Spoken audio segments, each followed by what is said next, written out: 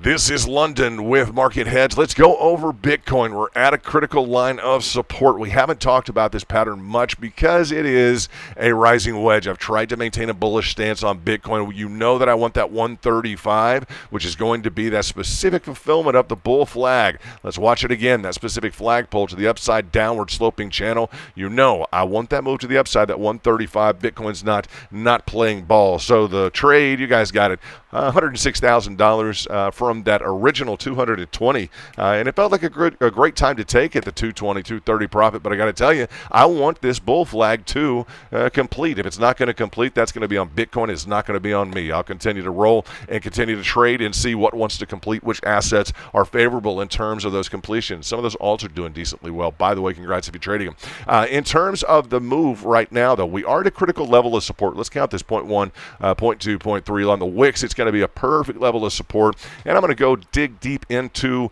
after we talk very quickly about the 4-hourly, let's talk about the 4-hourly 20 moving average, that central line component of the Bollinger Bands. What has been paying? You got it right. The specific hedges. We had a hedge back to the 20 moving average. That's 1, 2, really 3, 4, 5. We're on the 5th or 6th round. If you look at these specific candles on the 4-hourly, you're going to note that there's just been a ton of good action back to that 20. And where did we see that? We saw it for a month straight up above. Yes, traders made out like bandits on that 20 moving average and hedging that 20 moving average, meaning they're trading down towards it from above, right? And they're trading up towards it from below. That's just the way that hedging works. So this is London, former hedge fund owner, private, non-SEC, not financial advice. We're going to talk real quickly about an additional feature. Let's go over something that I'm interested in anytime that we're looking at a bearish formation. You know that we have this move to the downside.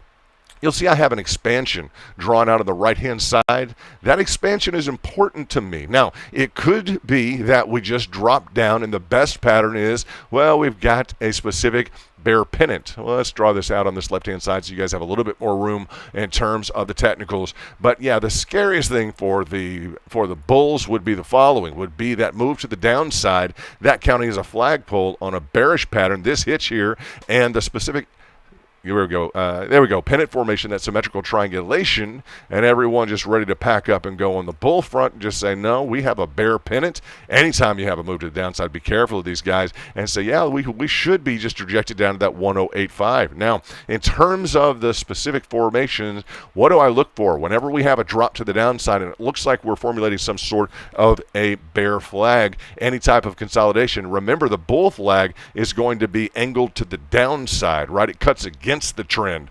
That specific, let me draw this out, parallel channel is going to be cutting against the trend, which is up on the bear side. It's going to be doing what? Well, on the bear side, it's going to cut against the trend. If the trend is down, that move is down, it's going to cut essentially to the upside. So bull flags to the downside, there we go. It's going to cut to the downside, and the bear flag is going to be angled up on every bear pattern, and that's a separate, distinct pattern from the bear pennant. Now, the thing that I look for from a bullish standpoint, if I'm assessing whether or not we're formulating a bear flag, a bear pennant, is I try and find any type of an expansion. Please pay attention if you can.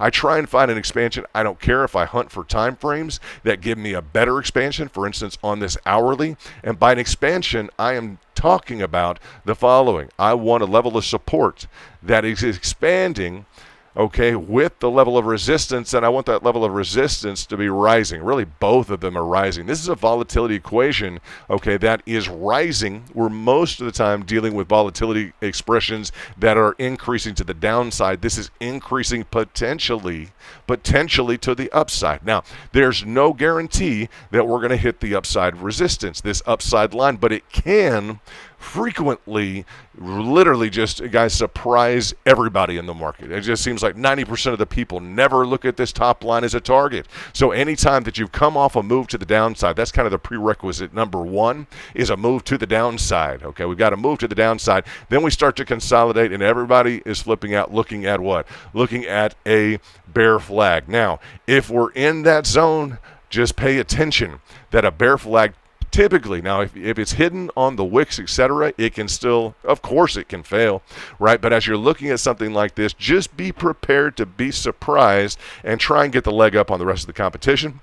in terms of any increasing volatility expression that may want to flip up and surprise the market. You'll be prepared if you watch out for those specific patterns in the future. Now, this is going to be let's just call it a holder release, and I'm going to look at one more specific level that Bitcoin has to get over. I'm not always a huge fan of over-unders, but pay attention to this. So we've got this pattern in play, which again can fail, but that rising specific volatility expression has a nice upside target. You guys know I've got some upside targets for that trade as well that I'm in, for those trades in many positions. But the other thing that's not quite so obvious, let's take a look at this $116,000 level. I think you guys will like this if you'll just appreciate how many times this level has been in play. Let's take a look at this. How many times has this level been in play? Through this preceding month, we've hit down into it, really confirmed as a support, down into it, that 116,000 confirmed. We dropped through here, rebounded quickly, but then what? A perfect contact back to that 116. You guys see that. Then what did we do? We confirmed it was resistance. We confirmed nearly, again, perfectly as resistance. And now we almost have a flat top resistance at that preceding support, which is confirming the resistance. So as much as I hate to throw it on the trader and say, well, it's over under at the 116, you got it. This level has been in play the last month plus, and it's going to be the distinguishing factor if bulls can get over this line or not. That's what I'm watching personally. I'm still gearing for the bulls. I just don't think the news has been bad enough. Bitcoin, personally for me, Bitcoin, unless something shady behind the scenes was going on, Bitcoin weathered the storms of bad fundamentals globally so well during this specific move up. I would just be, frankly, I'd be surprised, and I'd want to know a little bit more information what's going on behind the scenes, i.e. price setting, etc., and particularly in context of not fulfilling a perfect bull flag that it gave us. So I bought the tickets. I'm going to ride the ride, even if it's a little, even if it's not exactly what the amusement park promised. Guys, it's London with MarketHedge. Pay attention to that 116.